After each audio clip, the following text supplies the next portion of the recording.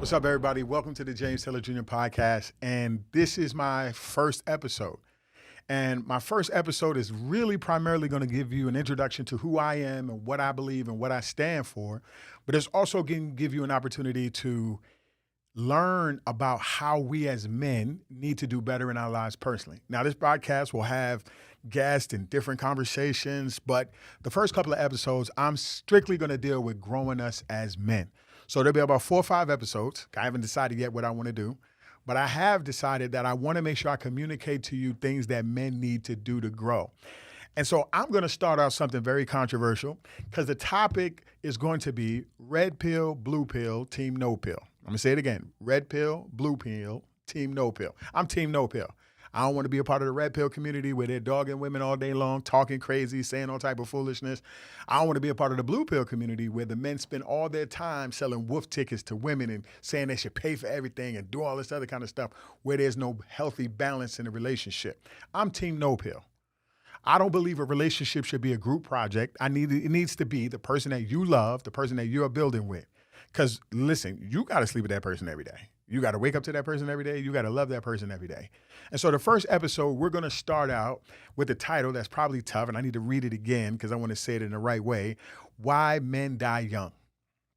And the reason why a lot of young men die young is because of stress, because of pressure, right? But the first episode today is why men die young.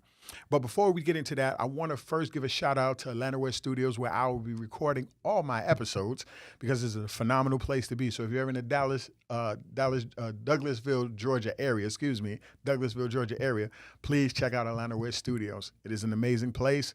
Great staff. If you want to learn about acting, you want to be able to learn, rent the space. If you want to even use this beautiful facility they have right now, this is the place to come to. Trust me, you will love coming here. Also, I want to give a shout out to the Just Be Conference, which is November 16th through the 18th. I am hosting this conference. It is called Just Be. We talk about business and emotional intelligence, and we grow, right? But let's jump into this, man. Why men die young? And the first thing is stress. Stress is, by definition, pressure, right? And that's when you have so much on you because you want to accomplish what everybody thinks you're supposed to accomplish. You have what they call the American dream. And so what happens is a lot of young men are trying to figure out how to be this boss man, how to be sexy, how to have a lot of money, how to drive the nicest car, the biggest house, be at the hookah lounge, right? And paying to pop bottles, to be in a certain section. It's like you work 45, 50, 60, 70, 80 hours a week just to stand in a corner and smoke hookah and look good in the clothes that you paid for. So imagine this. Imagine doing all that, and then you want to make sure you conquer every woman. You want to make sure you're popular with everybody. You want to look good. You want to smell good. You want to be popular. But what it does is it causes you to have stress. And I'm going to give you several points, and you might not like what I'm about to say, but I think it's going to help you in a powerful way. So let's just jump right into this. The first thing that it does, the first thing that it does to you is give you a false sense of security in the word success. And I'm going to use the word success as something that can cause you to die young. And what I mean by this is you put so much pressure on yourself that you start to be overwhelmed. Because essentially, y'all don't like when I say this. When you chase success and you chase it in the wrong way, this false American dream, what it does, it overwhelms you.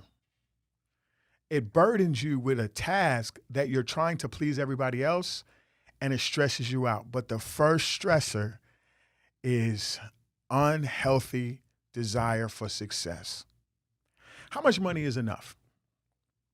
How many cars do you need to drive? How many women do you need to sleep with?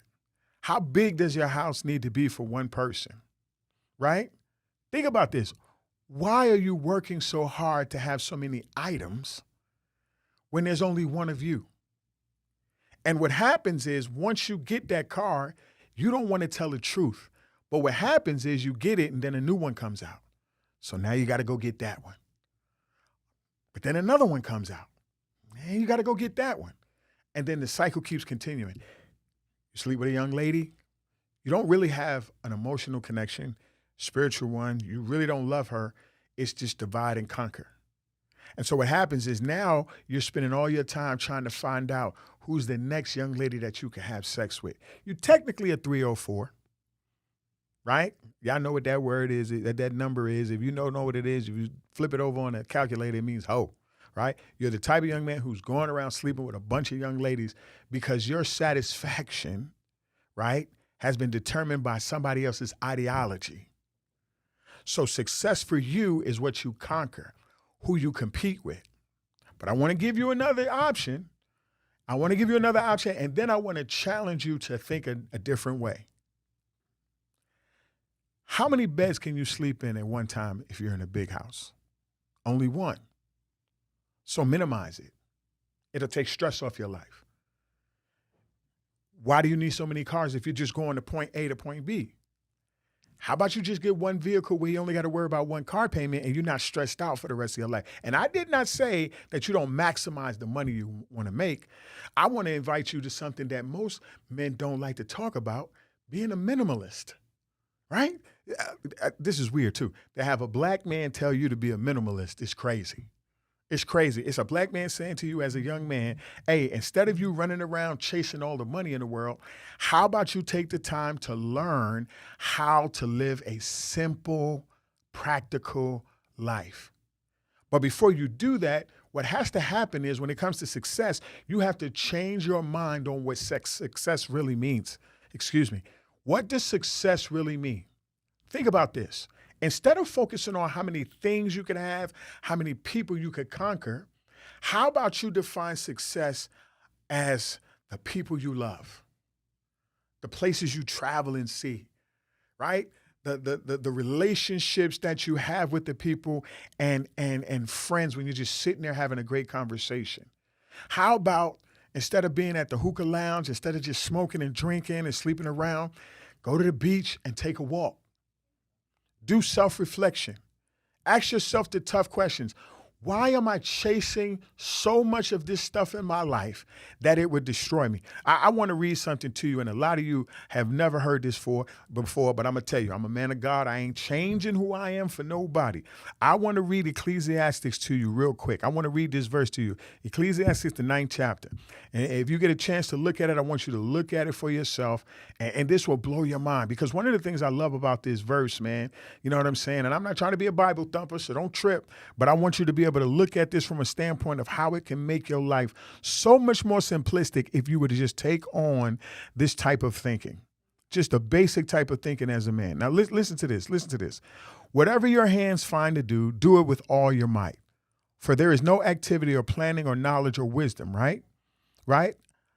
Again, I saw under the sun that the race is not given to the swift, and the battle is not to the strong, neither in bread to the wise, nor the riches to those intelligent understanding, nor favor to men ability, but time and chance overtakes them all. This is, when I read this, man, what it's basically saying is why put so much emphasis on trying to be everything to everybody instead of just being content with who you originally are? See, you want to be a name that is famous instead of a person who is whole. So when it comes to success, let your private practice outweigh your public performance. Put more emphasis on who you are as an individual and just be who you are than trying to give a facade and fake who you are. Because the more you accept who you really are, you might like to laugh. You might like to be somebody who likes to stay at home and relax. You might like to be the type of person who don't like to spend a lot of money. And those things make you feel more pressure in your life. Just accept it and be like, I ain't doing it. I don't want to live like that. I don't want to govern myself the way everybody else does because it's not healthy for me. And this is what I like, man. I like to say it this way, too, because this is something that a lot of times the OGs, as they would say, don't push you young guys to do. Be content with being present. And what I mean by being present is success should be determined by your relationships, not your income. It should be celebrated by your identity, not your facade. Let your private practice outweigh your public performance, okay?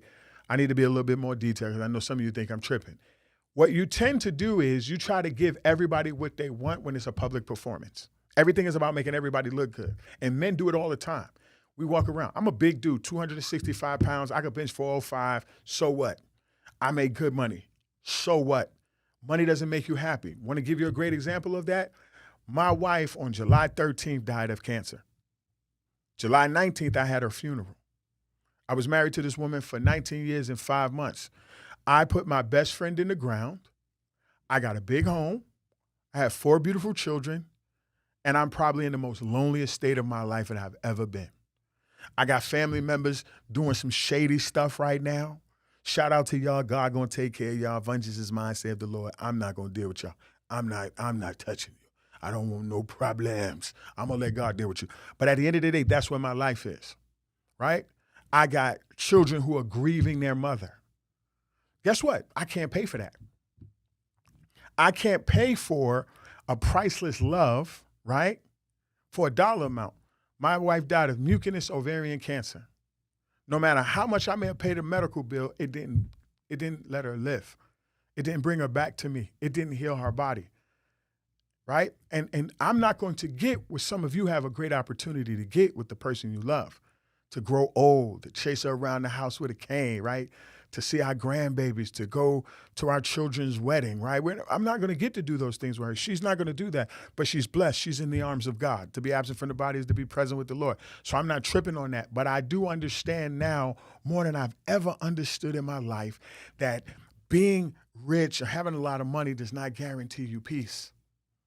And that's not true success. True success is being able to look across from the woman that you love, look at your children, right? Because God created us for relationships. Not saying don't make money. Listen to what I'm saying. I'm not saying don't make money, but he created us for relationships. You can look across the room to the person you love and enjoy them. Smile in their face, hug them, cuddle, laugh, joke, cry, even have an argument. But you live and you have life. Now I'm in a space where none of those things exist. Like when my kids go to school during the day and I'm working, I feel as lonely as I can. I feel as lonely as most people would in my situation, But I'm trusting God throughout the whole process.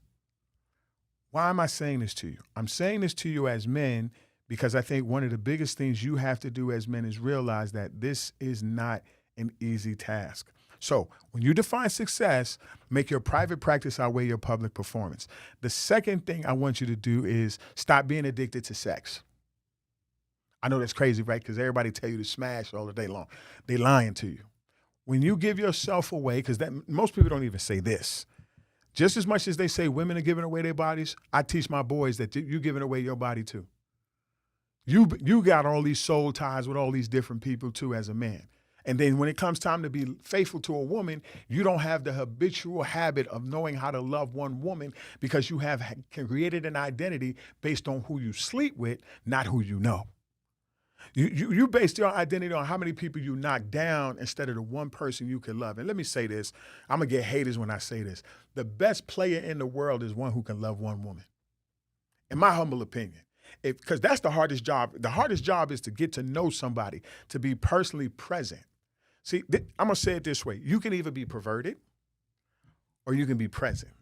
A perverted man is going to always look for something new. After he has sex, after he sleeps with the woman, he's going to move on to somebody else. And it's going to be a revolving door. What people don't tell you is you're actually destroying yourself just as much as you're destroying the young ladies that you're sleeping with. I probably lost a lot of you right then and there.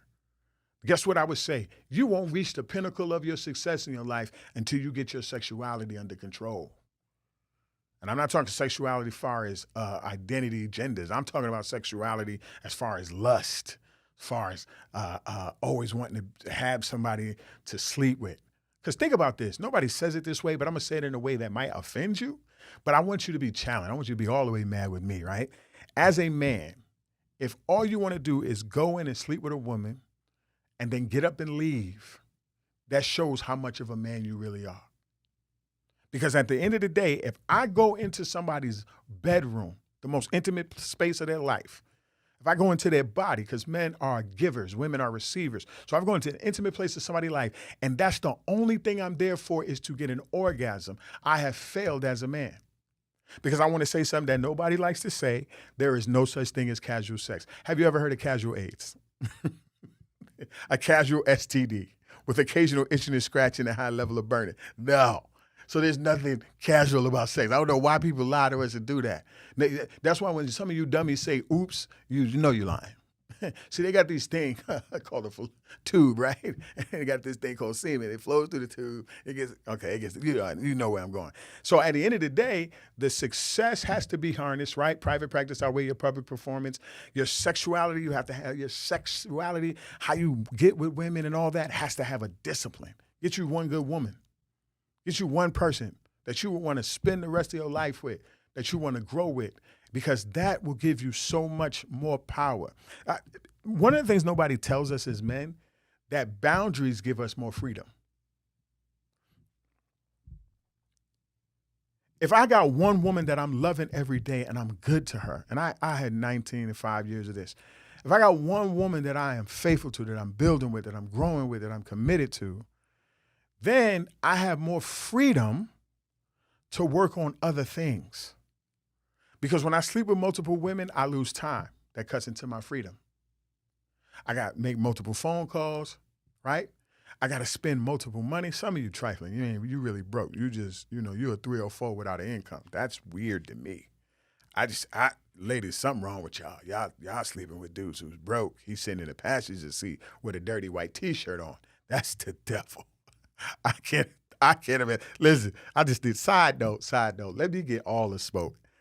Ladies, you should be ashamed of yourself if you let a man sit in your passenger seat, drop you off at work, and go play a PlayStation all day long, then be late picking you up from work, then y'all cuss and argue with him. You know what you need to do? I need you to go to your local gas station. I need you to fill up your tank. I need you to get $20. Well, make it 25. Give it to the bum. Leave him at the gas station and drive off and never come back. Okay, side note, that's just crazy to me. But at the end of the day, let's get to the part with the sexuality. You have to have a man. As a man, you have to be committed to the lady that you love and you grow. Because if you don't do that, you're going to struggle all the time. So let me say this to you. I want to say this part to you because I think it's super important. I just read Ecclesiastes to you. Let me read it to you again because this is the part that is super, super duper important, right? Listen, it says, let the garments be always white, right? And let thy head lack no ointment. Live joyfully with the wife whom thou lovest all the days of thy life in this vanity, which he has given thee under the sun, all the days of thy vanity. For this is the portion in life and the labor which taketh under the sun. In other words, love a good woman for the rest of your life. Have a great job for the rest of your life. And don't let yourself be stressed out about everything in life. And I'm going to say this, majority of what I'm talking about is about mental health. Yeah, I don't think so, but it is. I'm trying to change your mentality because your mental health is out of whack when you're chasing the wind. Sexual exploits is chasing the wind. Nobody want to say it because it sounds like you're a sucker, but it's the truth. And then on top of that, you're always stressed out. So let me say it this way. When the stress level is high, when you have a false pursuit of success, the American dream, where it's all about money, cars, and women, right? And then when you constantly sleeping with somebody and you're sleeping with multiple people, you become a baby daddy, which creates more bills, which creates kids who struggle to figure out why daddy's never at the house. And then you got to pick what sports game you got to go to, right? Because both of your kids are playing a football game at the same time. I mean, I done seen dudes at a football game where he had one son on both sides of the field. And two baby mamas sitting on both sides. And it was weird. I got up and moved. And he was like, dog, where you going? I said, I just feel unsafe. I feel like something going to pop off, right?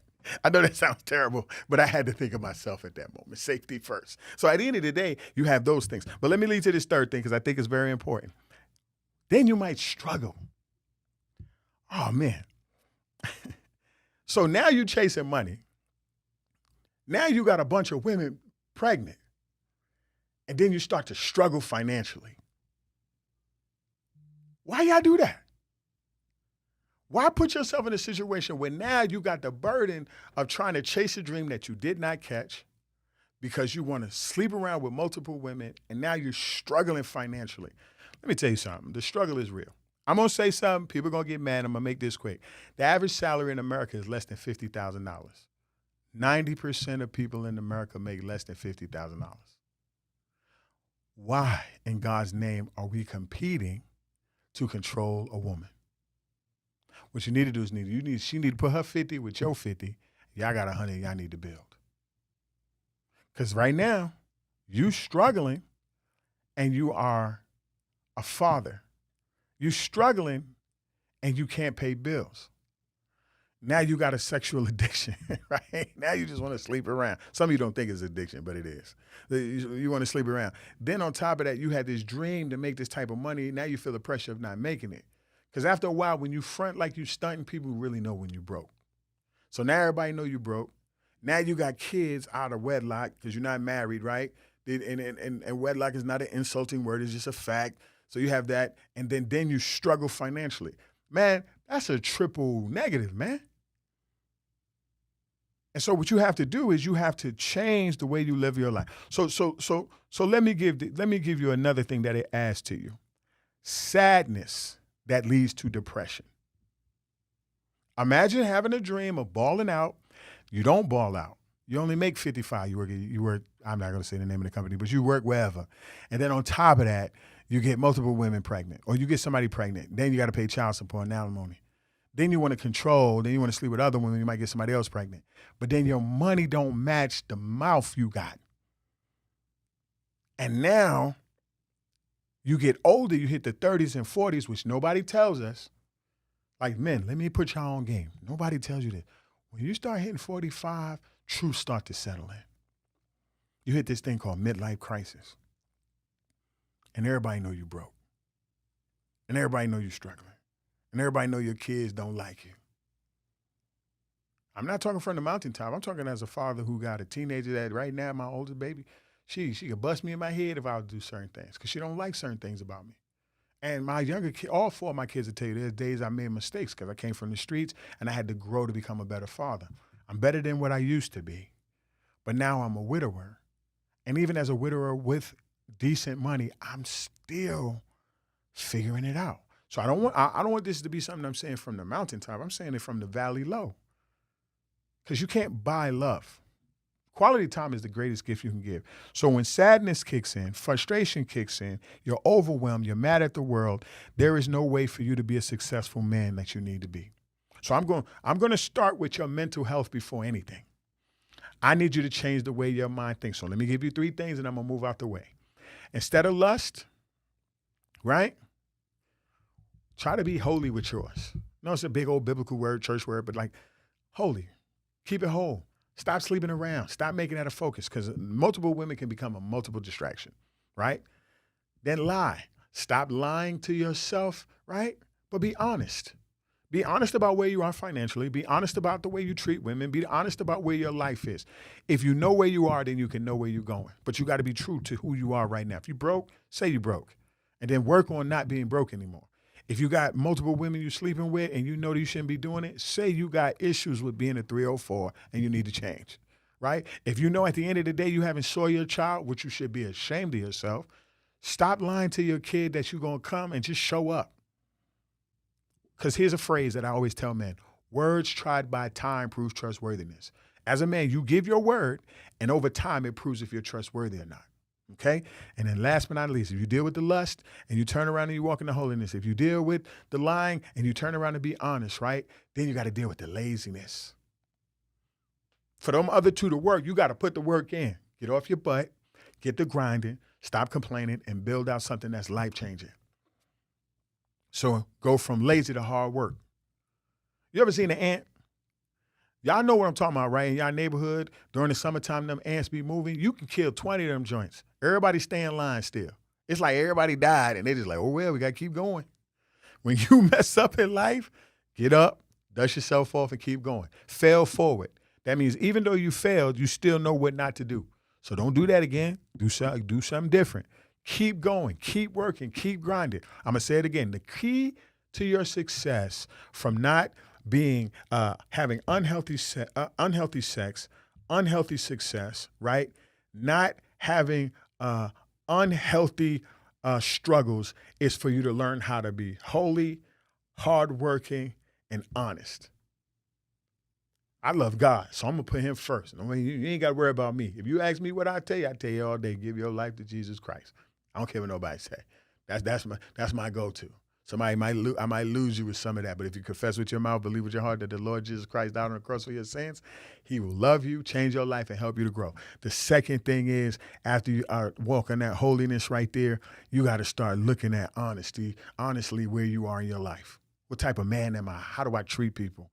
Am I really where I need to be? And if the answer is no, then it's time to grow, which leads to hard work. Hard work don't just mean physical labor, it means mentally. The mental health of most men is struggling. Our mindsets are trash, which is going to lead me to the next episode of Red Pill, Blue Pill. I can't stand all those things. But the point is that you got to start working hard on your character and then on your call. Your character is who you are. Your call is what you do. If you get your character straight and you start becoming better as a man, it makes the call easy for you. Like, I don't lie, cheat, steal, do all that. So, if you do something, you got to do it with integrity. And then people know you. The Bible says a good reputation is more precious than silver and gold. You dig? Work on those type of things. And that will help you to grow as a man. So check this out. I hope this was good for you.